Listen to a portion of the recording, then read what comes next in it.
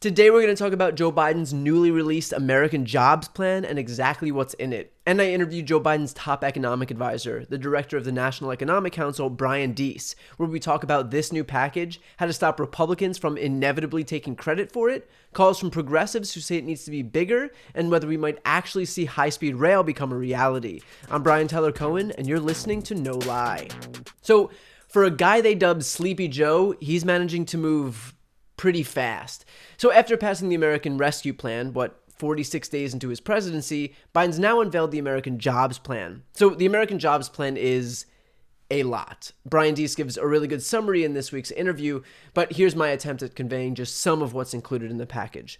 So it'll fix roads, bridges, airports, mass transit, deliver clean drinking water, renew the electric grid, plug oil and gas wells and clean up abandoned mines, create a national network of electric vehicle chargers, get high-speed broadband to 100% of Americans, build or retrofit 2 million homes and buildings, modernize our schools, upgrade veterans' hospitals and federal buildings, create jobs and raise wages and benefits for home care workers, revitalize manufacturing, invest in R&D, strengthen unions, and prepare Americans for jobs of the future.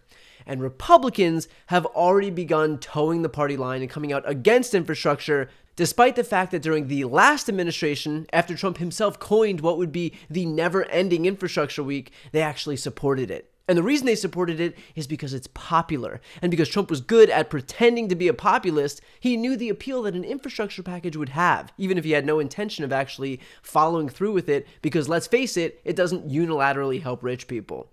And there's a tweet by Ezra Klein that I found so interesting. And again, I don't mean to harp on Trump here. If you listen to this podcast, you know that I make a pretty concerted effort to not bring him up unless I have to. You know, he lost, he's out of office. I'm not here to continue giving him a platform that he doesn't deserve.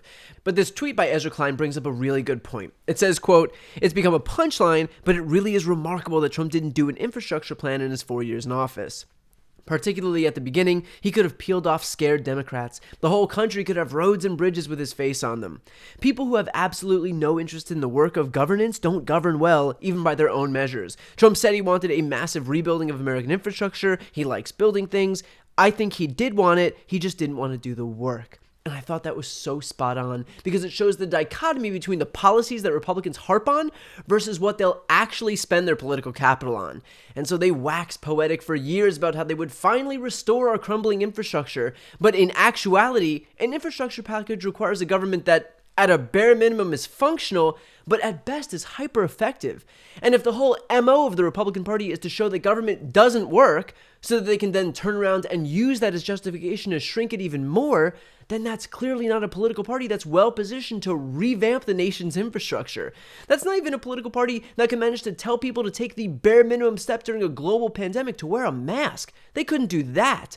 So of course their promises of getting infrastructure done was always just empty rhetoric. The fact is that Republicans are there to do one thing without fail: lower the highest marginal tax rate for businesses and individuals. That's all. And that eliminates tax revenue that would otherwise fund projects and services that we need to keep this country functioning. We would use that tax revenue for healthcare. We would use it in emergencies like this pandemic that we're in right now. And we would use it for infrastructure. That is why we have a government. It's not to make millionaires into multimillionaires. It's to keep the country running for everyone else. Like, come on. If not to at least make sure our roads and bridges are functional, then what in the world else would our government exist for? But Republicans have decided that letting multinational corporations skate by without paying a dime in taxes was preferable to restoring our infrastructure. And if you need proof of that, just look at where we are now. After 4 years of Republican control, after 4 years of Donald Trump in the White House, the Amazons of the world still don't pay a dime in taxes, and our infrastructure is still crumbling. That didn't occur in a vacuum. That was a choice. The GOP had to decide that Amazon wouldn't pay, and they had to decide that they wouldn't fix our roads and bridges, that they would continue to crumble. It was a conscious decision that reflects their priorities. So Republicans will pull out whatever they can to complain about this bill. You know, they'll suddenly rediscover the deficit or pretend that it's just the Green New Deal repackaged, or only 5% of the bill goes to infrastructure and the rest goes to, illegal immigrants. But amid all of that, here's what you should remember. This package is our only shot, while we have unified control of government, to deliver a once-in-a-generation upgrade to this country. And no, not just for the libs, everyone. broadband for rural Americans in inner cities, roads across the country, veterans hospitals. It's got something for everyone from across the political spectrum. And the price to get it done is having corporations pay their fair share by raising the corporate tax rate from 21% to 28%, still well below the 35% rate when Obama was president, along with creating a global minimum tax, ending subsidies for fossil fuels, cracking down on tax havens, all of which, by the way, is popular. In fact, taking these measures, which amount to making the rich pay their fair share, are as popular as the infrastructure reforms that they'll be funding. And I should note too, this package is the first step. It's the beginning of negotiations. We've heard from a lot of progressives like AOC that the bill doesn't go far enough. The vision that President Biden and the administration has laid out, you're right, has surprised a lot of us in a positive way. And in the detail and the thought that's here, the scope of it is really encouraging, except I think the how. That 2.2 trillion, 2.25 over 8 years, I have serious concerns that it's not enough to realize the very inspiring vision that Biden has advanced. And so I believe that those of us here, especially as progressives within the Democratic Party, we know that there is so much more opportunity here. And in order for us to realize this inspiring vision, we need to go way higher. On one hand, she's right. If this is our one shot for a massive infrastructure package, then is a package the same size as a 1-year COVID package really enough for a decade of infrastructure reforms that's supposed to bring us into the 21st century? Like, ultimately, it's our job as progressives to make sure that the government works for us to the greatest extent possible. And this package is a way to realize some of our most pressing policy goals. So we should be pushing the envelope as far as it can go. And with that said, on the other hand, we do have to get it passed. And to do that, we still need the Joe Manchins of the party to vote for it.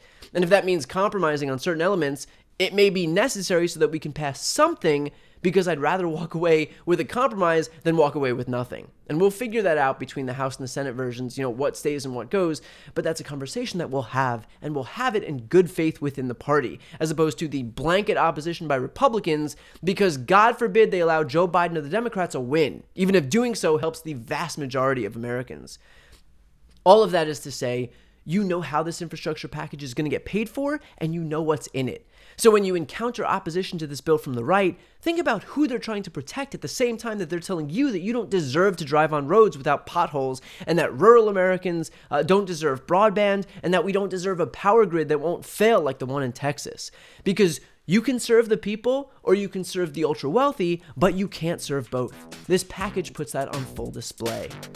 To listen to my interview with Joe Biden's top economic advisor, the director of the National Economic Council, Brian Deese, where we talk about this new package, how to stop Republicans from taking credit for it, calls from progressives like AOC who say that it needs to be bigger, and whether we might actually see high-speed rail become a reality, check out the interviews playlist on my YouTube channel.